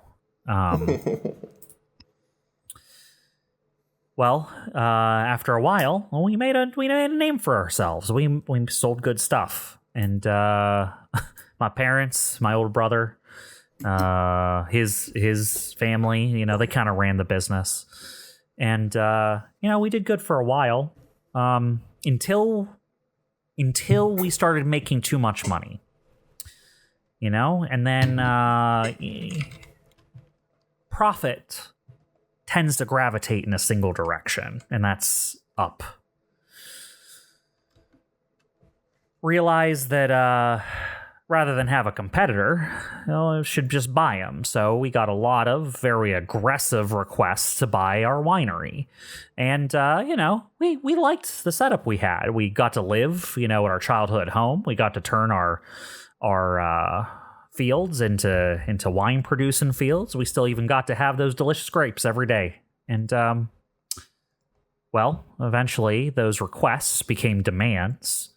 And when a third of our farm burned down, and then the next day a lawyer showed up to offer us enough money to make up for the lost crop, we put two and two together. We knew what they were doing.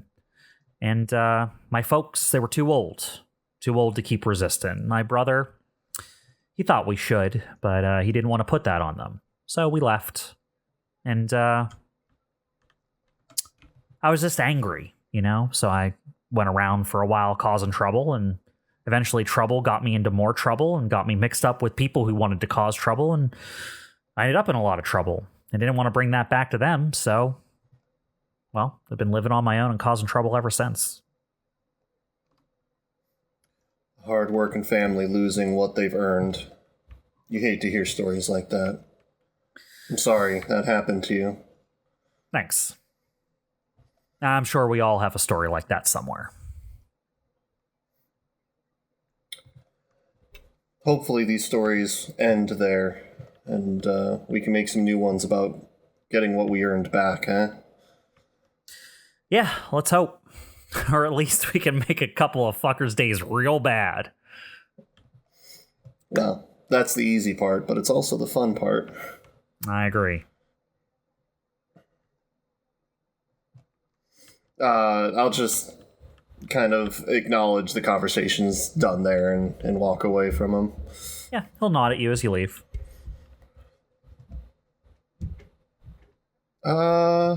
Yeah, I think I don't have like a specific downtime action I think that will affect anything greatly in my head, so I'll just spend some time helping out with some of the other mechs and making sure things are all good at the pilots thing every now and then. Sure. And you wanted to, Astro needs the help. His mech's pretty fucked up. Yeah. So, if there's anything you wanted to talk to Astro about while you're working, you'll be right there. I'll help him. I'll start a conversation with him too. Why not? You there, Tom? Yeah. Hello. Hey. Here to help you out. Please. I can use it. Well, tell me what to do, because this mech is something new to me. I'll just sort of direct him at just the sort of generalized repairs that I started focusing on before getting into debugging my NHP and doing the more targeted stuff. I was just talking with Dilltop. Oh, yeah? Yeah, sad story. Apparently, his family owned a vineyard, and they lost it all to the corpse. A vineyard? Huh, I wouldn't have pegged him for a vineyard guy. No, anything outside of a thug or a debutante, I think is the word I'm thinking of. I wouldn't have put him there either, yeah. Well, he lost something to a corpse. I think that in that way, we have something in common. Who hasn't lost something significant to the corpse out here in this part of space? Yeah, well, not everyone gets a chance to look back at that either, though. That's true. Yeah. You did. So how do you make it out of there? How did he make it out? Or like, where did he go from there once he lost his vineyard? Oh, general thugging and pushing people around until they pushed back a bit too hard, and somehow got lucky enough to be mixed up with what do we call them? The bookkeepers?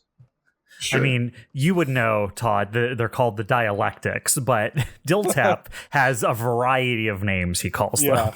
Yeah. But what about you, though? What about me? Like I said, not everyone gets a chance to go back to what they lost, but you did. You turned it down. Oh, yeah. Well, I have a feeling it wasn't it wasn't because they wanted me specifically. They wanted my silence. And I just would have never felt good about that, even if it meant going back to doing something that I love. It would have been tainted, you know?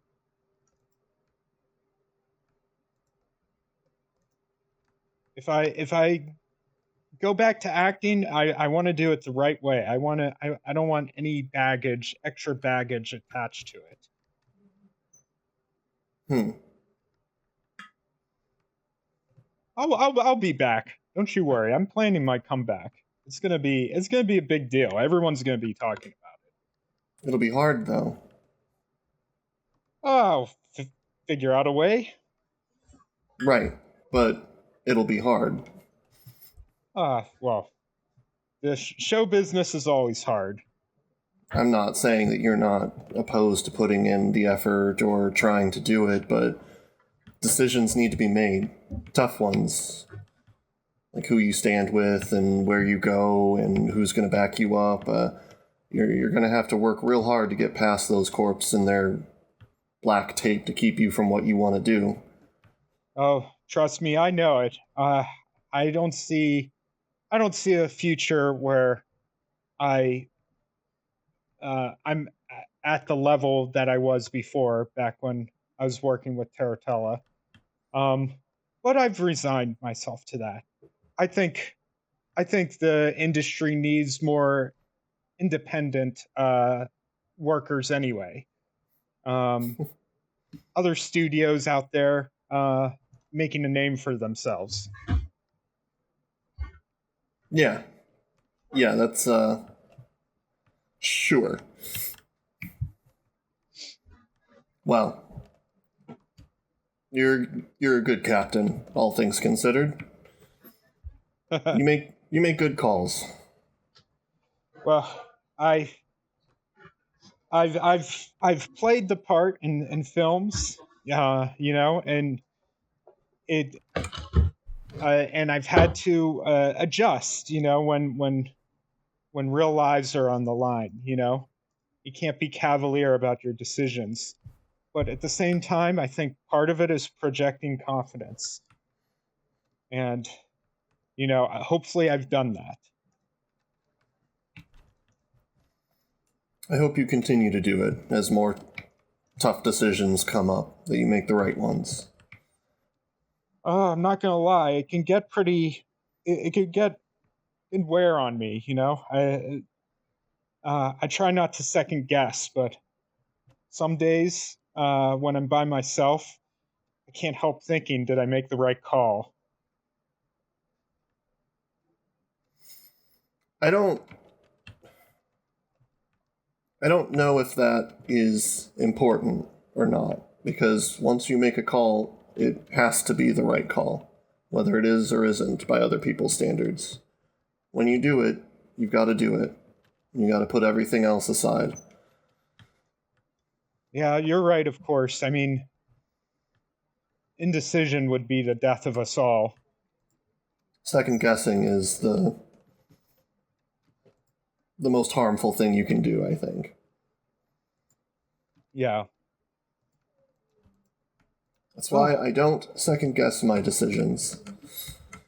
I'm glad you don't, because usually you have pretty good counsel. Well, brought me here at least, for better or worse, I suppose.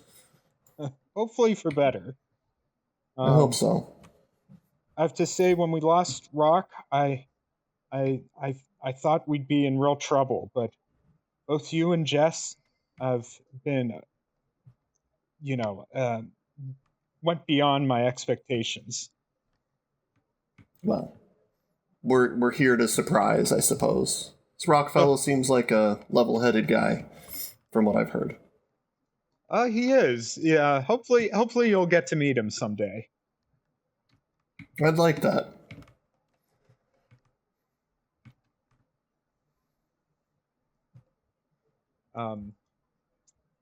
And shoot, I'm blanking on our last operator's name that Brock brought with him. RC? No, Yeah, not RC. Yeah. I mean, that was your last operator, but that's not. To be fair, yeah. Yeah, I knew what you were before going for, but I had to say it. Torsay, right? Torsay Lees, yes. Yeah, Torsay. I'll say, and Torsay too. She's great. She was our operator before RC. Wonder how RC's doing these days. It just kind of jumped ship. Yeah, maybe we'll hear from him someday. I'm not there, that's right. Hello, where'd you come from, Evelene? comes out a hole in the wall, you know.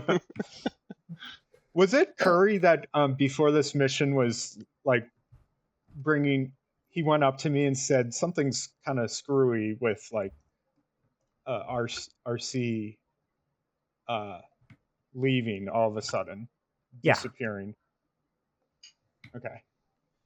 I'm not going to bring it up now. I just trying to remember who brought And who remember, said that to me. I don't know if you remember this or not. You've also been contacted, Todd. Yes, by what are they called? What's their face? The hacker collective, the Space Anonymous. SDD. Yeah. Sid.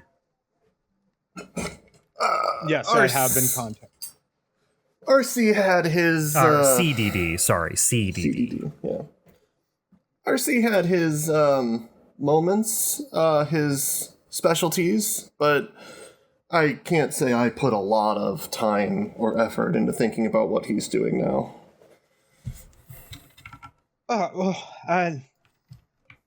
Yeah, I guess you haven't heard from him. Heard from him? Why would I have heard from him? I thought he was gone.